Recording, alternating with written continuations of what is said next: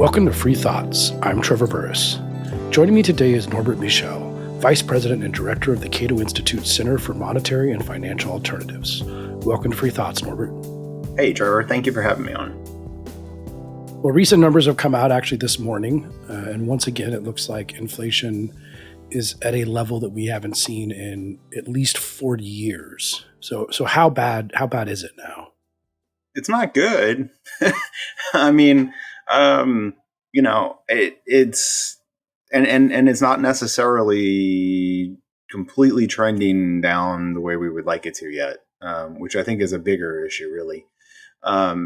Given the sort of economic turmoil that we've gone through with regard to the pandemic and the shutdowns, it's not altogether surprising what's happened. And for the last, it seems like maybe even the last 12 months, we've had, each CPI report comes out and we say, well, this is the worst we've had since 1981, or this is the worst we've had since 1982, or, something like that.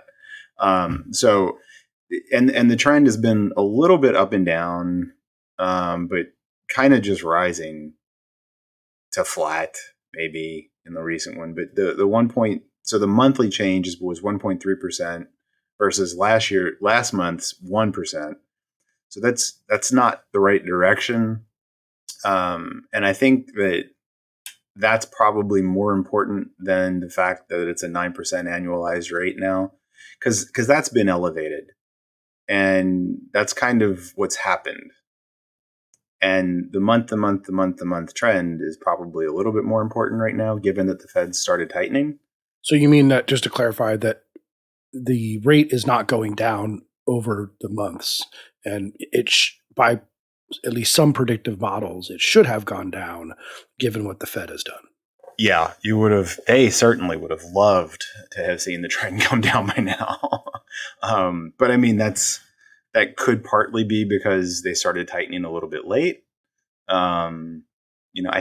I honestly do think that even if they had started tightening a little bit earlier, the number probably wouldn't be too different right now. It's probably just going to stay elevated for a little bit.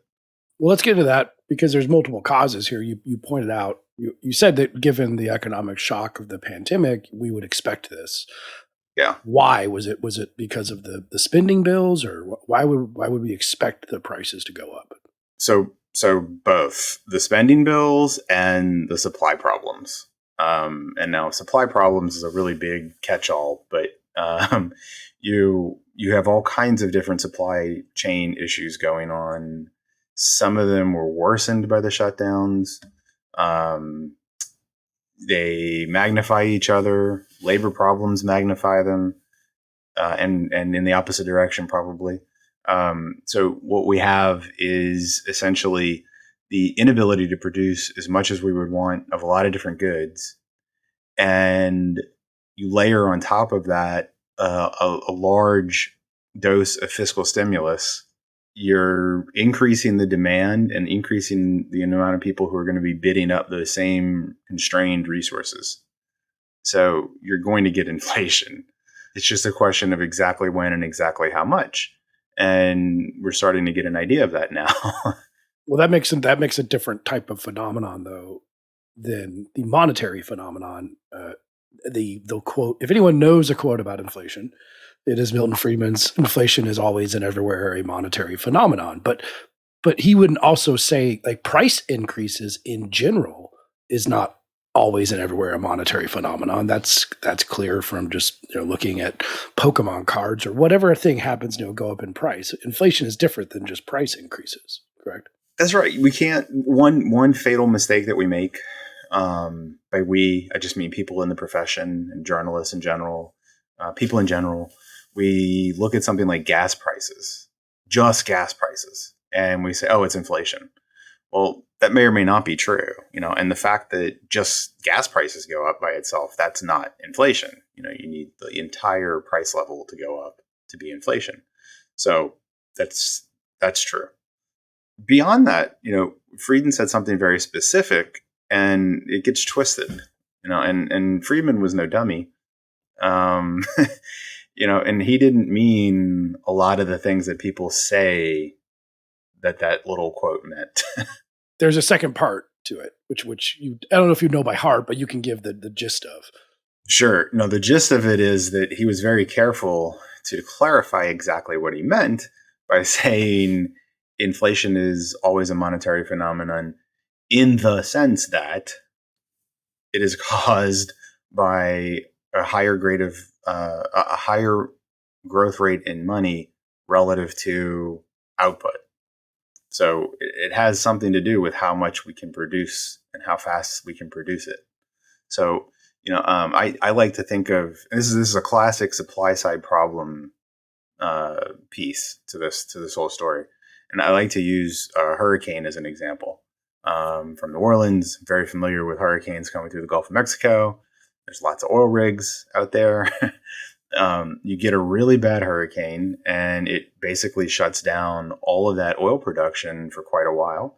And if it's bad enough, it even shuts down some of the refining production that we have all around the Mississippi Valley. So that is a classic supply shock, and meaning that we're not going to be able to produce as much oil, and we're not going to be able to produce as much gasoline as we thought we were. And it makes no sense to blame the Fed for that. You're going to get higher prices, but you're going to get higher prices because production shut down. You don't have enough. And so people are going to start bidding up what is left. And that's not the Fed's fault. Well, let's take a step back then, because you mentioned the CPI. Mm-hmm. Can you clarify what the CPI is and how we use that to measure inflation? And then also, if you would, the criticisms of the CPI. Because there's quite a few that it's not a very good measure, but it's like what we use nevertheless. Sure. No. So the CPI would be the consumer price index that the Bureau of Labor Statistics puts out. It is one measure of the overall price level. An alternative measure would be the Personal Consumption Expenditure Index, which is PCE index.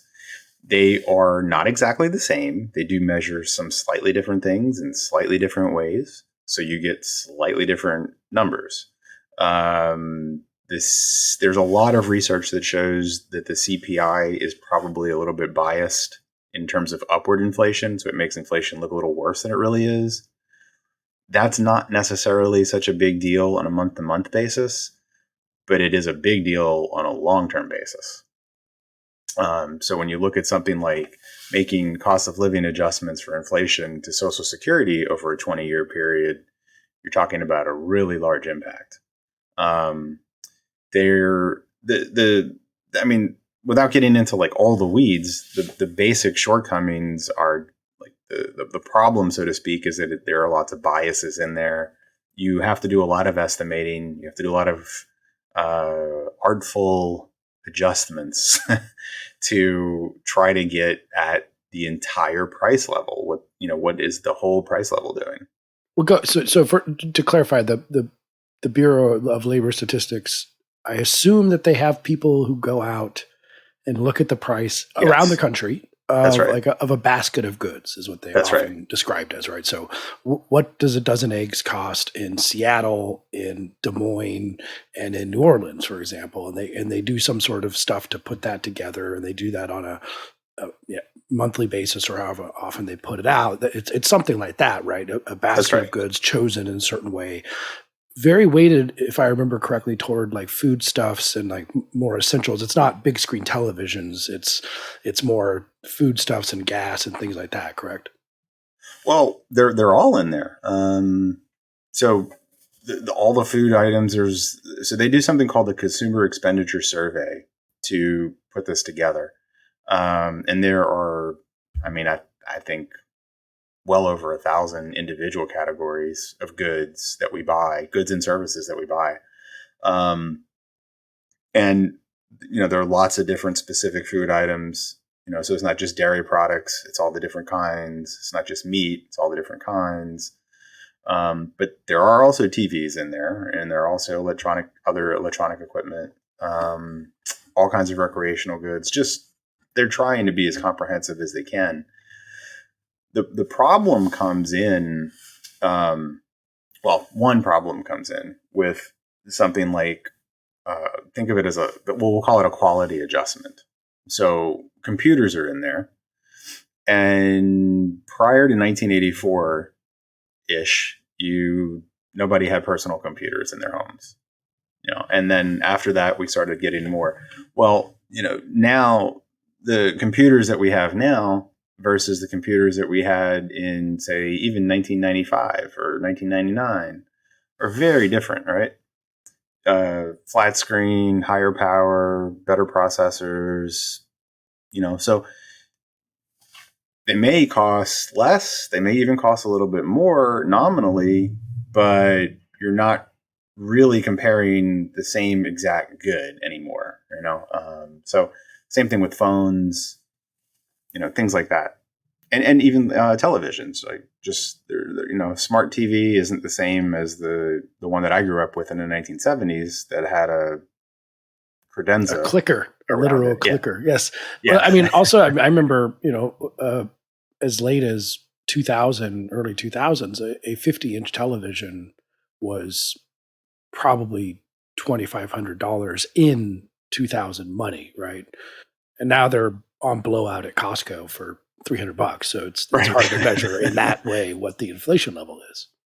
Yeah, no, it's tricky. And keeping in mind, they're trying to get sort of like a measure that you can look at through time to see what is happening to the price level. So it's not that we can dismiss these things about the different quality in these products and the different use that you get for your dollar, the different value that you get for your dollar. So these things do have to be accounted for in some way, and it's not an exact science.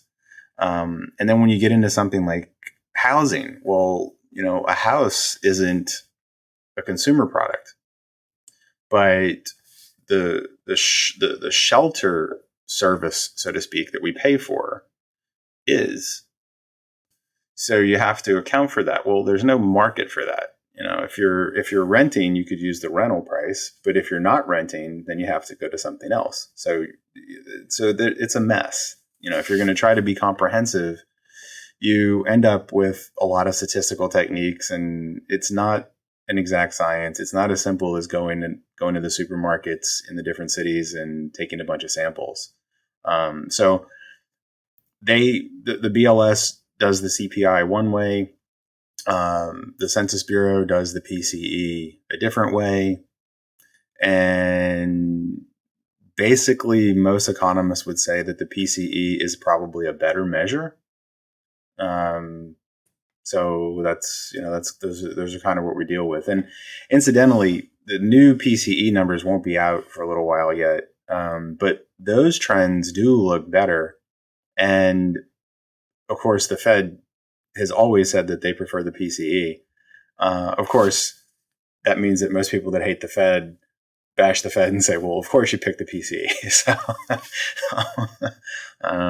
So going back to the cause, it does seem, since before some of these inflation numbers were coming out, we were hearing about all these problems associated with pandemic era production supply shocks, including pork, pork products, eggs, obviously computer chips. That was a big one, causing just a huge amount of problems to get things that we expect to be on the shelves.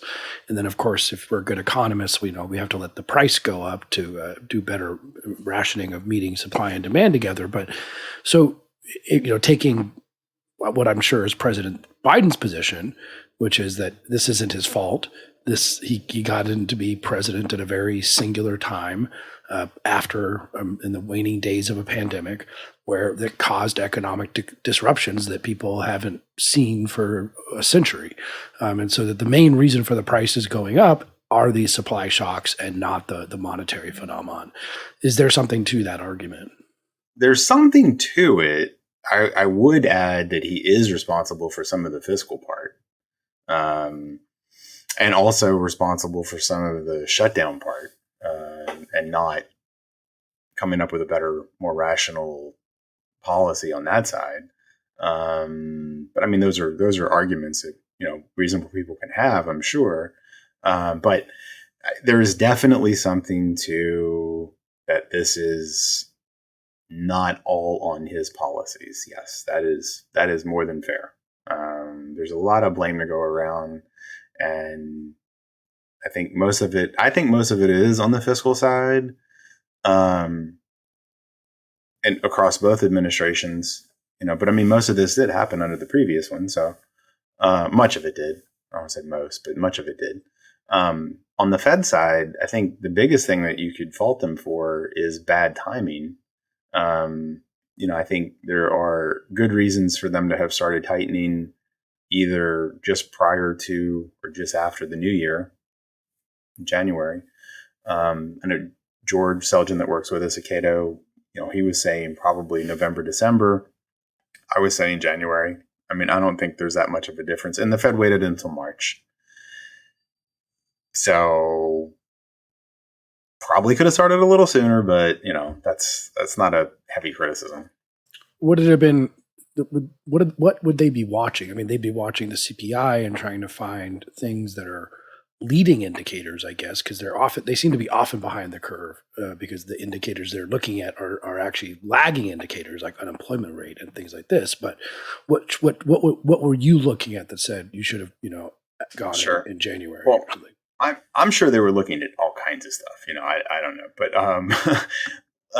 but what we were looking at, George and I both, we were looking at total nominal spending in the economy, and we were saying, look, if you want to avoid having to deal with the supply side stuff, the right way of doing it is just looking at total spending because that's a better measure of demand.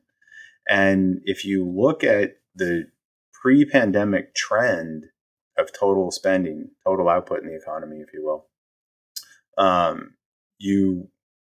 you get a nice trend line going up, and then you get the pandemic and it drops, and then you can see when it got back to trend. And in around November, it was basically, depending on how you did the trend, it was basically at or just above the pre-pandemic trend. So the demand had clearly come back. And then if it continues to go up over and above the pre-pandemic trend, well, then you have to attribute a lot of that to the demand side stuff. So the monetary policy can do something about that. That's and exactly by demand side, you mean that people having essentially too much easy money or too much money in their pockets to chase after fewer goods, the classic formulation of inflation. Yes. So you get more spending, more demand, more spending, prices rise, right? That kind of thing, right? So it's a classic inflation story on that side. So yeah, so you can see some of that starting to manifest. And I think that and it's true also that we still haven't gotten rid of all the supply problems that we have. So you could make a good case for. Yeah, it took me 18 months to get a PlayStation 5, so we definitely have not gotten rid of exactly. Yeah, that's exactly right. No, it still happens. Like I wanted to get a weight bench, a particular weight bench. I still can't get it. So they're not clear. It's just not. It hasn't all cleared. So I think so we were looking at the demand side and saying, it's probably best to start tightening now. Still want to be careful. Don't want to go crazy and tighten too much.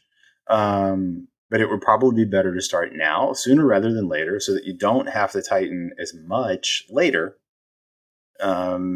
if inflation does keep going.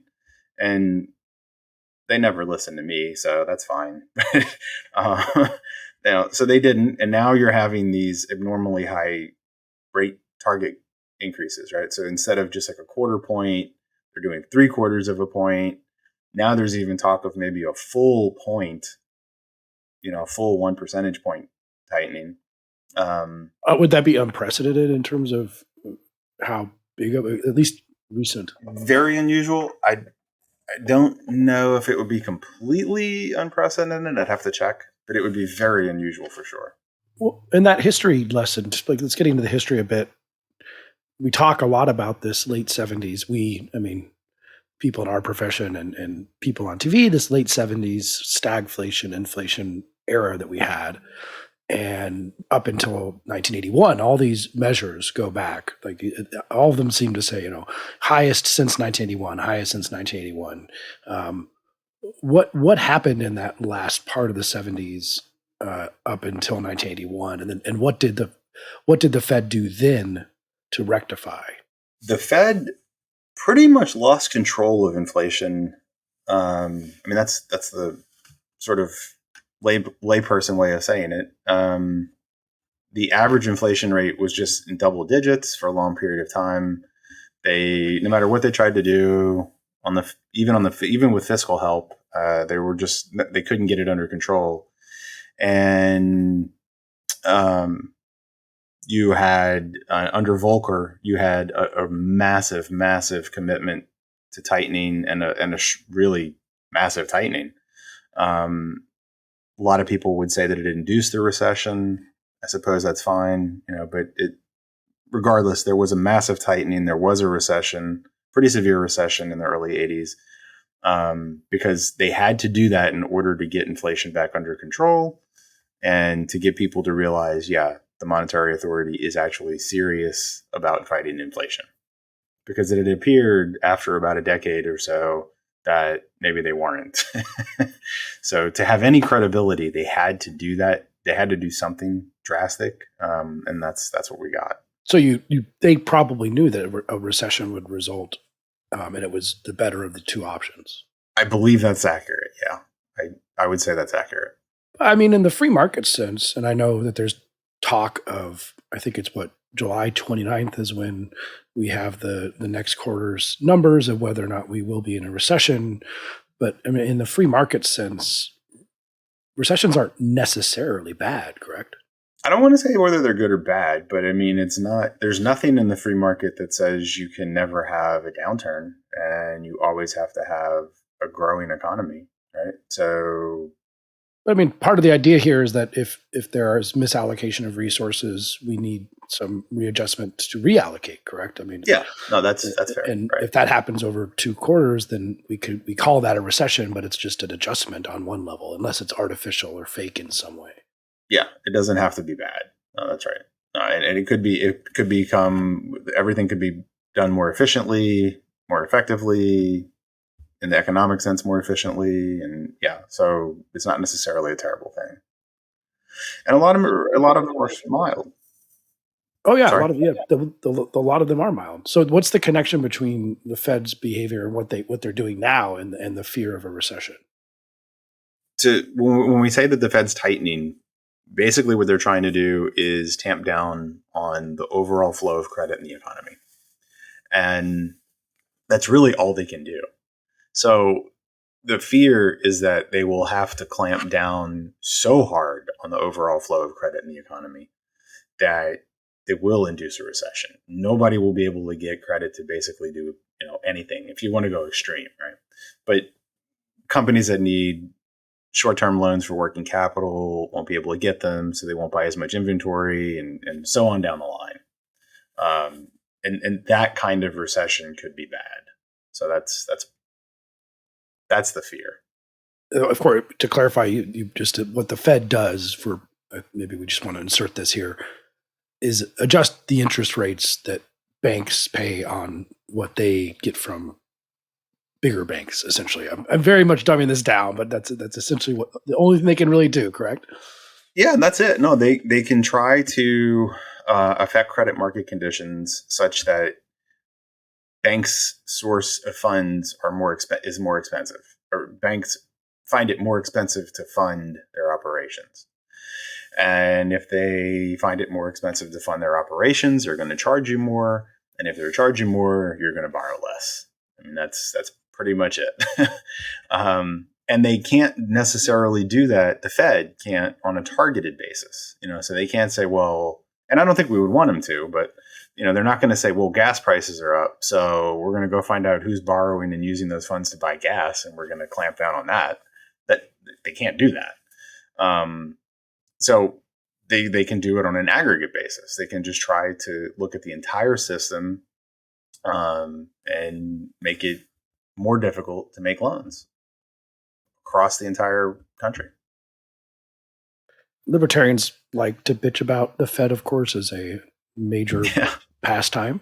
But it also seems like, in 1981, it may be that they did the right thing, uh, Yeah. clamping down, and since then we've had historically low inflation until recently, keeping it at about 2%. So it seems like they've done a pretty good job, even though we can like complain about them in the abstract and be like, well, it's whatever, however that is, it's fiat currency and we need to have a gold standard and stuff. But I find it interesting that there's always libertarians predicting monetary collapse. There's about in the Cato basement there. You can go look at all these old books that are predicting the collapse of money 1986, 1987. So, and I think if we're being honest, like the Fed hasn't been a complete failure, right? I mean, they haven't, they've done okay. Yeah, no, that's fair. I mean, on pure monetary policy grounds, especially starting with Volcker and that we'll call it the Great Moderation period. Yeah. And I think where they got into trouble around the '08 crisis, was the stuff that they were doing that really wasn't pure monetary policy. And in my mind, that's still more important. That's a bigger issue than just the pure monetary policy portion. And even on the pure monetary policy portion right now, I think it's very hard to fault them for what they're doing, given, of course, the framework that we have and the mandate that they have. I don't think you can't criticize them the way you could have in the '60s and '70s.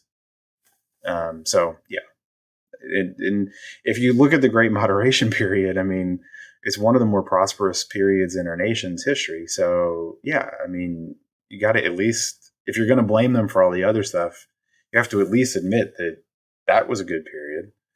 And nobody running the Fed during that period was running the Fed in 1913 and the 1930s. So, it goes with everything else, right? It comes with it is the fiscal agent of the government, and you can't just look at the Fed in a vacuum. In the traditional story, too, inflation is caused by printing money. Now we don't so much print most of the money is just change digital ledgers, but printing money, and then in the classic Weimar or recently in Zimbabwe or Venezuela, the money itself, the pieces of paper become worth more for fuel, for burning as fuel or wallpaper or something than actually as currency. Does that seem? I mean, that's the kind of thing where again libertarians start saying, "Oh, you passed a $4 trillion spending bill, or you passed another thing, and you have this deficit." That this is essentially the same thing that's going to happen to us as Weimar eventually because of the level of spending we have. Is that really a concern? I mean, America would get to a Weimar level of inflation, given the size of our economy and our influence in the world, is it really that realistic of concern? I mean, given the hard work that the Fed has done to get any credibility in inflation fighting, prior to this period, and given the sort of commitment that they already are making to try to get it back under control, I'm not super concerned about something like that right now. I don't want to take it off the table and say, just don't ever worry about it. The reasons that I would give for worrying about it, though, are much different than what I think most people who criticize the Fed in our circles do anyway. And it's kind of what you alluded to, so like the printing money thing. And I don't blame them directly. I blame them indirectly. But again, they are the fiscal agent of the U.S. Treasury. And what they have done is they have set up a framework, partly in an innocent way, that makes it much easier to accommodate fiscal policy and to still legitimately say what we're doing is not going to affect inflation. And that's the large balance sheet stuff. That's the QE stuff. Some people, George, depending on how you do it, you might call it fiscal QE. And when you compare or when you look at that, along with the entitlement spending problems that we know are coming, and you see the pressures that they're getting from mostly people on the left in Congress, to do things like a Green New Deal, um, or massive some kind, UBI programs or whatever that might be, right? Then that does become worrisome, because you could very quickly fall into that trap if that's what you're doing. Because really and truly, that's what drove the Weimar stuff. I mean, it's a fiscal thing. It's not just this independent central bank saying, "Oh, we're going to print more money," to manage the economy. There is absolutely positively a fiscal component, a borrowing component, a government driven component to, being able to buy what they want. True. Yes, that's a lot of this is what they want to buy. But I think I remember it must have been 86, 87 ish. You might know better the exact, but when we hit $1 billion deficit in 1 year, and it was a big deal, and again, the same type of chicken littles were coming out and saying, this can't go on that long. Pretty soon you're talking about real money, those kind of people. Well, now we've obliterated this by orders of magnitude. And is this just chickens coming home to roost now that we're actually seeing what people predicted?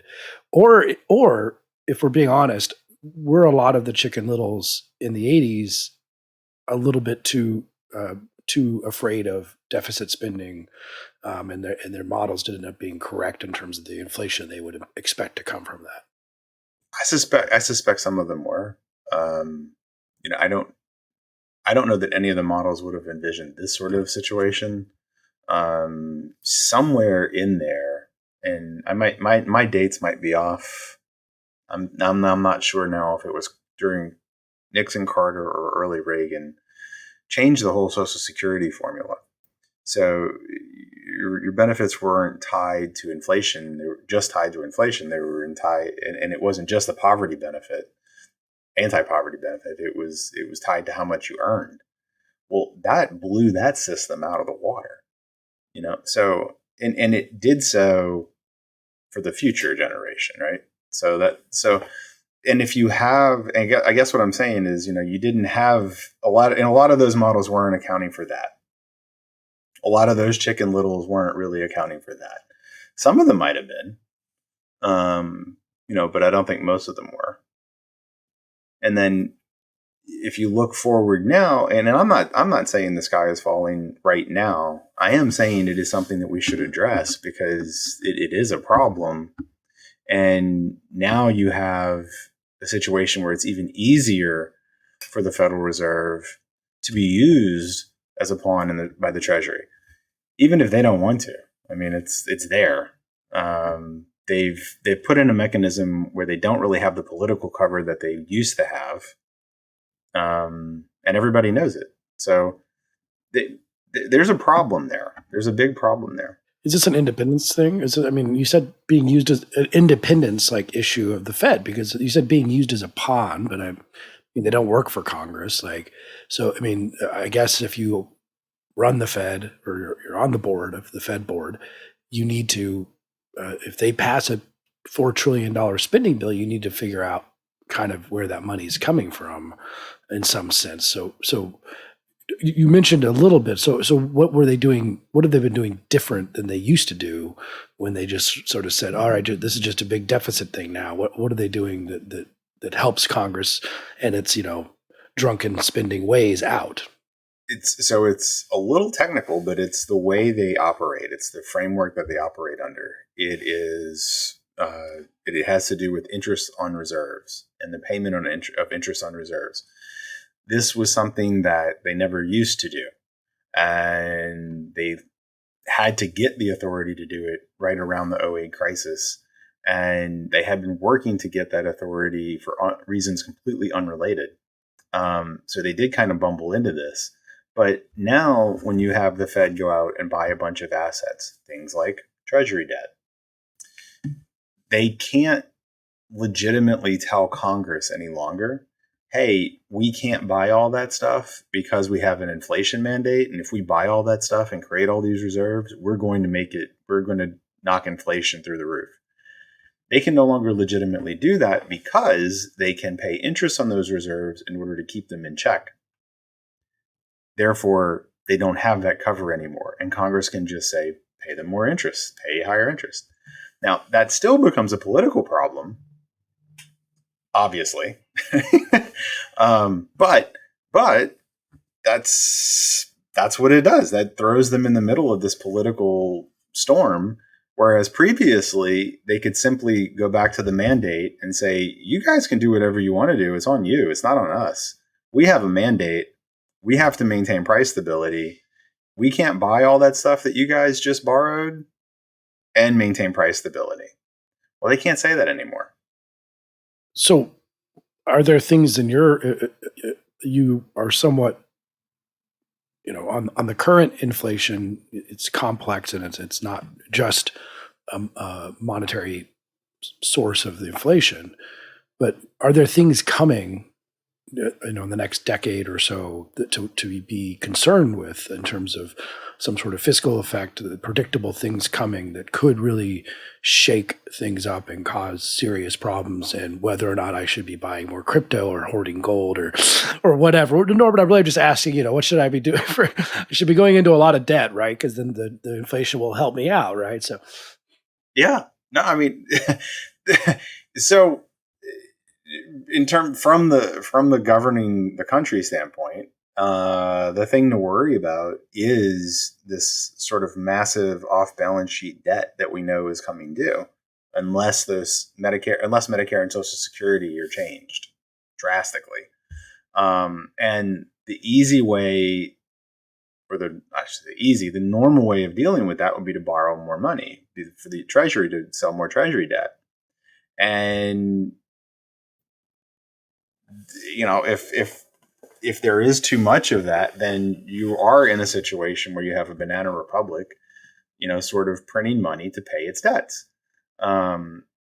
It's very difficult to say exactly how much is too much, exactly when you reach the point where it's too much. That's not easy to say.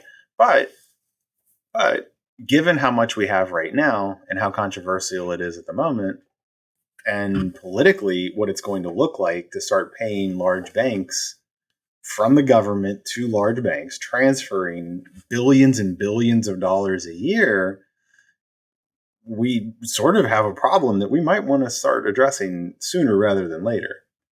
Because if we wait too long for those trust fund deficits to hit, and we have no choice but to make large increases in our borrowings, Treasury borrowings, then one way out of that problem is to create inflation, which, as we know right now, kind of controversial, kind of problematic, not exactly fun. And so the other way of doing it would be to have the Fed buy it up and try not to create inflation, but that would mean that they're going to have to pay those large banks billions and billions of dollars a year. And at some point, I don't know that it matters, because if the payments get high enough, then there's a profit equation going on there, right? So some of that money is going to leak out, and we're not talking about an ironclad system. We're talking about something that has not been tried in that high interest rate, high inflation environment. It's the opposite of the approach that we're used to, in terms of where we used to have a Fed, believe it or not, a Fed that was less invasive, less expansive, a little bit more passive. The banking system was done in a scarce reserve regime. So the idea really was for the Fed to be as hands-off as possible. Well, we're way past that. And I don't know that some people do, but I don't know that the general public has a full understanding of that, exactly how different that is. Because it's worked so far, but it's worked in that low inflation environment, and which we're leaving. So we're entering new territory. If we're going to be honest, it's not easy to predict, even to an even greater degree now, how this is going to end up. So there are fiscal things that we would need to take a hard look at the bill that's coming due for Social Security and Medicare, and actually do the hard political choices that this requires. Is that sort of the number one thing? Do we need to do something to harness or constrain the Fed's abilities to do these new sort of working with Congress and helping Congress in its spending? I mean, is there what are the short term things, the sort of the good government, good things we can do to try and maybe mitigate this in the near term? The good government things that we can do are to address the entitlement issue, to both Social Security and Medicare, and come up with a credible way of addressing or fixing those problems, lowering the spending component of that, getting more market based in that sense, and with the Fed changing their mandate. And you look, it's Congress. Congress gives them their marching orders. Congress can tell them they have to shrink the balance sheet. Congress can tell them they have to go back to a scarce reserve regime. Congress can tell them we're not going to target prices anymore. I mean, Congress should do these things. When you say short term on the Fed side, I'm worried because it takes forever to get anything like that done with the Fed. And obviously we've been fighting for generations. Well, I don't know for generations, but we've been fighting. Multiple administrations have decided, that they don't want to touch any of the entitlement stuff. But those are really the things that need to be done. That and restraint from doing something like a Green New Deal, an industrial bank, like all that kind of stuff, right? Like that's just going to magnify the other problems that we have.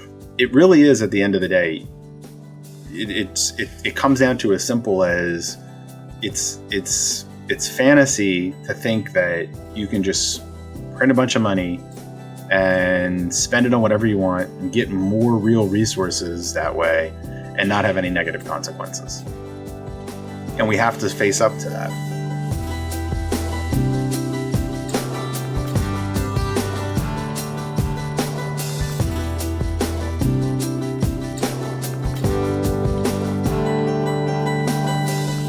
Thanks for listening. If you enjoy Free Thoughts, make sure to rate and review us in Apple Podcasts or in your favorite podcast app. Free Thoughts is produced by Landry Ayers. If you'd like to learn more about libertarianism, visit us on the web at libertarianism.org.